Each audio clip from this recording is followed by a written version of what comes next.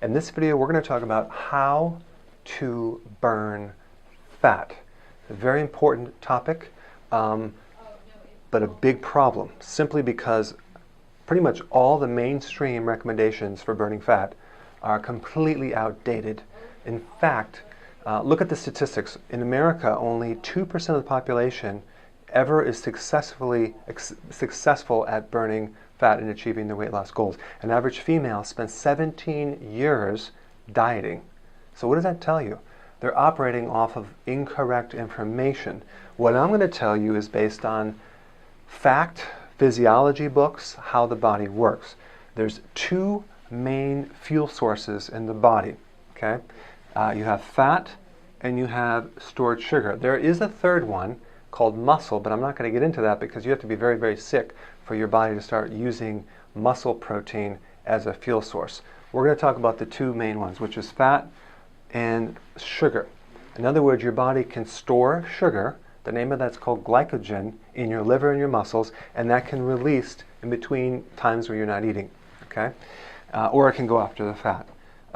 So the way it works are fat burning hormones based on what you eat and what you do trigger the fat, and then to release certain enzymes to dissolve that fat. They're called lipase enzymes. They're hormone-sensitive fat enzymes that break things down into ketones.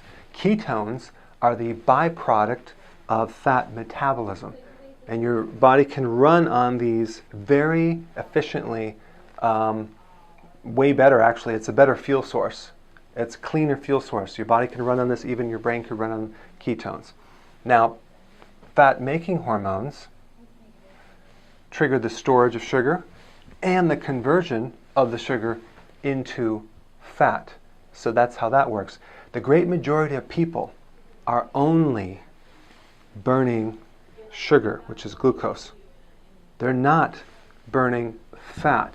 What occurs is they will lose some temporary water weight and they hit a plateau, thinking that's actual fat, but they never actually burn fat. And I can prove that because I have a machine that measures how much fat someone burns, and you can very easily see they lose water weight and then they plateau. So the great majority of people burn sugar, they're not actually burning fat. So in this next section, I'm going to tell you about the single control factor, what determines whether you're burning fat or whether you're burning sugar. So here it is, the number one controller of whether you burn actual fat or whether you're burning sugar is this one hormone called insulin. So insulin, even in small amounts, has the strength and the domination to prevent you from tapping into your fat reserve. So here's a little graph on how much insulin, or let's just say, when I talk about insulin, I'm going to talk about sugar because sugar triggers insulin. So I could easily say the number one control of whether you burn fat is sugar or hidden sugars, but I'm just going to call insulin sugar right now. So if that sugar is high, let's say it's high sugar right here, or high insulin, you're not going to be able to burn fat. Your body is running on sugar. So let's say you eat moderately and you have, let's say, half of the amount of sugar. So because someone said everything in moderation, it still won't work because insulin has to be 0 or sugar has to be 0 to tap into ketones, which is the byproduct of fat burning, which is ketosis. So in other words, it's not a graph that's a gradual graph. You have to make insulin, or so we say sugar, 0 before you can burn fat. So now what we're going to talk about is this thing called ketosis. Ketosis is what we want to get into, and you may hear some negative things about ketosis because it relates to diabetes, but we're talking about doing ketosis in a very healthy way. Okay? Ketosis is the healthiest thing to do for your blood sugars, for your heart, for your brain, and other conditions like polycystic ovarian syndrome. Really, really important, because think about that condition. The person is usually always insulin resistant, and if they go on this, they see great improvements. Okay, so we want to get the person in ketosis. To get in ketosis usually does not happen overnight. It's easy to tap into the sugar reserve, because all you have to do is eat sugar. But to get into ketosis, it can sometimes take way more than 2 days. It could take a week to 2 weeks, up to a month, and maybe in some situations 5 or even 6 weeks before you're really hardcore into fat burning. Now, why is that? Because you've been living on sugar your whole life, and your system is so inefficient and so used to burning sugar. To convert that over, it's called a keto adaptation. So you're adapting to burning fat. Just takes a little bit longer. Don't worry about it, because you can see ketones in your urine within a few days. But the point is, you want to stick with it a little longer. And I think what discourages a lot of people is they think they're going to burn fat in a day or two, and they get discouraged and they stop. When in fact, to adapt your body into fat burning, it could take up to a month to possibly 6 weeks in very extreme cases. I'm telling you that because it might happen in a week, or maybe a little longer than a week. But just hang in there and stick with it, because it will happen. And your body will be burning fat, and a lot of problems will actually go away. So now let's talk about what foods that you have to eat to get into ketosis. Okay, so here's what you need to eat. Number one, you want to keep your carbohydrates within 5 to 10% of the entire amount of calories that you eat in a given day. Now, the type of carbohydrates we're going to recommend are vegetable in nature. So why vegetable? Even though they have a small amount of carbohydrate, they have a lot of vitamins and minerals that you're not going to get with protein or fat. So we do want the vegetable carbohydrates here in a good amount, okay? But the net sugars from that is going to be very, very, very low, if anything at all, okay? 25% of your diet should come in the form of protein. This thing that I'm telling you is not the Atkins diet. Atkins is a lot of protein. Our body is not made out of carbohydrate. Some of our body is protein, but a lot of our body is made out of fat, and that's the third one right here. 65 to 80% of your calories should be in the form of fat. Now, before you freak out, realize that I'm actually have been in ketosis for quite a while, and I have a lot of clients that also have been in ketosis, and it's a very healthy thing to do because you feel so good.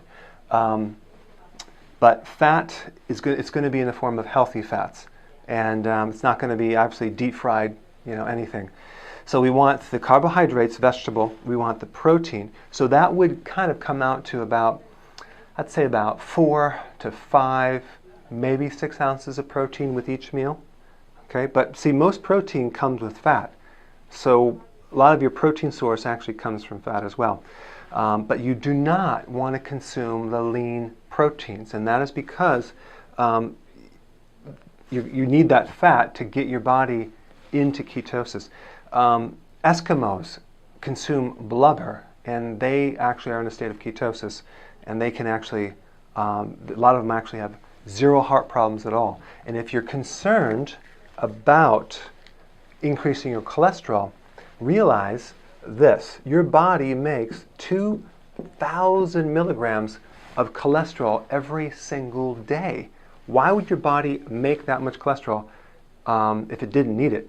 So when you consume more cholesterol or fat, your body just makes less. That's how it works. You need this cholesterol to build the surrounding around your cells. You need it as raw material to build up your hormones, especially stress hormones. You need it for the lens of the eye and even the brain.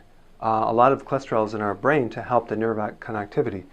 So your body adapts to that. So we need a lot of it. I mean, like 1 egg would be 300 milligrams. So you have to have like 40 eggs to equal what your body makes every single day. But it adapts. So you eat less, your body makes more. You eat more, the body makes less. So now, 65 to 80% of your body should be in the form of fat. So that is the formula to get someone in fat burning. One time in high school, I was a wrestler and I tried to gain weight. And so what I did is I decided, well, of course, if I want to gain weight, I have to eat fatty foods. I started losing weight the more fat that I ate. And that kind of confused me until later when I got into the physiology of it, and I found out that consuming fat is neutral with insulin. Eating fat does not trigger insulin. Insulin is the key thing that must be 0, because once you get your body into fat burning by doing this, all it's going to take is a little bit of sugar to totally throw you out of ketosis once your body has adapted to it.